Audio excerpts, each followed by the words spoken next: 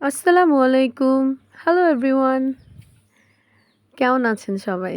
আশা করছি অনেক ভালো আছেন। আমরা আলহামদুলিল্লাহ ভালো আছি। গুড়া মাছ খেতে কে না পছন্দ করে? মলা মাছ খেতে তো খুবই ভালো লাগে এবং অনেক পুষ্টি সমৃদ্ধ একটা খাবার। তো এখানে মলা মাছ রান্না হচ্ছে। মলা মাছগুলো খুব সুন্দর করে কেটে ধুয়ে নেওয়া হয়েছে। এখানে মাছের যা মসলা আছে, পেঁয়াজ কাটা, তারপর আদা বাটা, রসুন বাটা, হলুদ গুঁড়া, মরিচ গুঁড়া, কাঁচামরিচ, সয়াবিন তেল সবকিছু দিয়ে মাছগুলোকে খুব সুন্দর করে মেখে নিলাম। এবার একটু পানি দিয়ে চুলায় দিয়ে দিচ্ছি। গুঁড়া মাছ আমরা এভাবেই রান্না করি সচরাচর। আপনারা কিভাবে রান্না করেন কমেন্ট বক্সে অবশ্যই জানাবেন। আর পাশের চুলায় এখানে ঢ্যাঁড়স রান্না হচ্ছিল, ঢ্যাঁড়স দিয়ে শিং মাছ।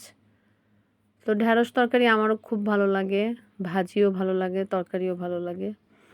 এই যে এখানে এখন টমেটো দেয়া হলো। মাছ তরকারিটা বলক এসে গিয়েছে। টমেটো দিয়ে দিলাম। এই যে রান্না কমপ্লিট। খুব বেশি সময় লাগে না, বাট খুব স্বাস্থ্যকর একটা লাঞ্চ। তো সবাই ভালো থাকবেন, সুস্থ থাকবেন। আল্লাহ হাফেজ।